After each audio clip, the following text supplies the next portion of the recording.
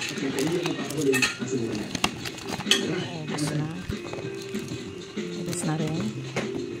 Siyempre, kung PW, yung sigurado kong sustansya ay kumpleto yung trend mo. So ito.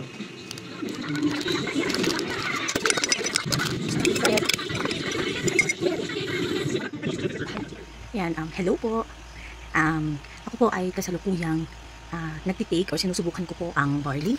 Yan, so sama-sama po tayo na tignan kung may effect ba yung pag-inom po ng barley. So ganda yung ganito, no? Abangan. Ganun ba? So, bali po pang 22 days ko na. Kung nakita niyo yung pinakita ko kanina. So, I have there 4 boxes already. So, yung isang box, 5 days ko lang yun. And, umiram kasi ako ng 4 noon sa mama ko. Kaya, last 2 days. So, bali 5, 10, 20 days na yun. Yung isa is, ito, ano pa siya, hupay. Hindi pa siya mabubuksan. So, kasi ubos na rin isa. So, ito yung kanina is pang 22 days ko na. So, my plan is siguro, sabi kasi nila 1 month try ko, pero I will try maybe 3 months or 4 months. Parang, yung 3 months siguro, dire-diretso muna akong twice, daily, hanggang November siguro magpapacheck up na ako kasi lalagay ko dito mamaya kung ano yung result kasi last year, ayan o, maliit pa lang ito last year.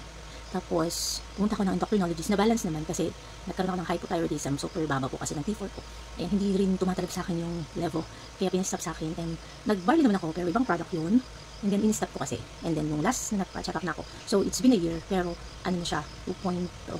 I think it's 2.3 something, is ang binabiopsy is 2.5. So kailan lang din naman ako nagsimula. Actually, in-advise rin ako, pwede na akong refer ako sa biopsy, yung needle biopsy, pero sabi ko, subukan ko muna yung barley ng ilang months, maybe until November, twice, tapos babalik po ako sa ENT, and for the thyroid ultrasound ko naman, kung kumusta na rin ito. Ayan, so, ang medyo napansin ko lang, lately, I gained weight, ano siya, nahirapan na akong bumaba yung weight ko, parang ganun ba?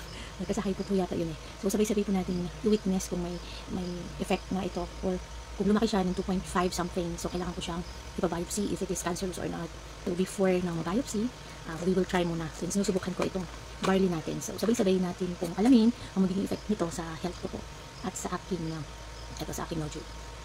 And I hope na gamitin ni Lord ito para sa aking nodules. So isi-send ko, ipapakita ko yung results last year at saka yung lately na result po ng aking. So I hope hindi pa siya re-require na ma-opera. And kasi ang sabi na kasi dito sa akin is, eto, nodule kong ito, hindi na siya liliit. Pag-pray na lang na hindi siya lumaki. So, hindi siya magsushrink, hindi raw to liliit. So, tignan natin kung ma-maintain niya yung size. Or, syempre, miracle happens din naman po, di ba? So, we'll just wait until, ano ba nga, September, October. Siguro 3 months na magdidiretso ako ng twice. Mag-invest muna ako sa aking health. Or maybe until November, ganun. So, depende yung result kung itutuloy ko siya. Kung hindi ko man siya madiretso, siguro twice a day, siguro after yung ma-check ulit ito. So, maintenance once a day na lang ganun. So, wala ko akong tinitake na iba rin mga gamot-gamot na yan. Barley, ang tinitake ko po, at saka mga usual na vitamins na rin po. Noon na, as you can see, tingnan niyo po siya. Halata naman. Okay, so sabay-sabay po natin i-witness ang magiging result po ng aking paggamit o pag-inom ng barley. As you can see, this was August 1, 2023. Ayan po ako, na-diagnose po ako na mayroon pa akong multinodular goiter hypothyroidism. And ito po yung result din ng aking TSH, mga ganyan. And ito po yung aking result. Ayan. Nung last year. So, yung T3 ko is negative. So, ibig sabihin talaga po, yan, mababa po siya. And then, yung T4 naman is medyo okay. Yung TSH ko naman is, yun, mababa kaysa sa normal din. And then, ito na po siya. So, bilateral thyroid cystic nodules kasi yung sa akin. Actually, 3 po yung aking nodules. Yung bukol po sa aking thyroid. Pero yung pinakamalaki is, ito siya na 1.30 by 1.12 cm. Ito siya. Ayan po. So, fluid density. Sa right loop kasi siya. Ganyan po siya noon yung pinakamalaki.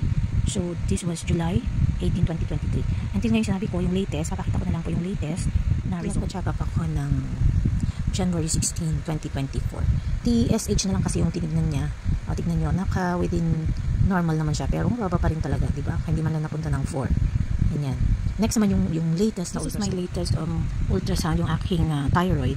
Ayan po siya. January din ito. Ayan, no. Di ba kanina is, ano lang siya. Itong nodule ko is 1 point something. Naging ano na siya, 2.19 by 2.26 by 1.2. Pero nasa TRADS 3. Ang sabi po niya is, kaya sinasuggest na parang may slight lang naman na cancer-like feature, ganyan. So, hopefully hindi naman. So, ito po yung mga ibang results. Yan, ang sabi niya sa nodule 1, right thyroid lobe, probably benign naman, pero naka-T-RADS 3. Kaya, ang sabi ni Doc sa akin is, December sana ako i-ultrasound ulit. Kaya nagtanong naman ako, hindi ba pwedeng ultrasound agad-agad para matanggal na. Sabi ko, yung tatanggalin kaysa aantayin na lumaki pa. Tapos magde-decide ka or patatanggal yung cancerous na pala. Ganun. Kaya naresetahan naman niya ako. Ay, reseta. Nirecommend naman niya. Yan, refer niya ako sa magbabiopsy sana sa akin. Bali, ito po yung referral po nito for my guided FNA. Yan, thyroid nodule po is nandiyan na yung size niya na nalagay. So, ayun nga. Sabukan ko muna na barley muna ako. Hopefully, hindi na siya lumaki. Makita ko hindi na siya lumaki. No need naman daw na patatanggal. So, hopefully, hindi siya mag 2.5. Yun lang naman. So, let's wait and see ang magiging effect din ng barley sa akin. So, prayers lang po ang kailangan. So, include me also in your prayers as I also take yung barley din po. So, sabay-sabay po tayong mag-update sa magiging result. Thank you!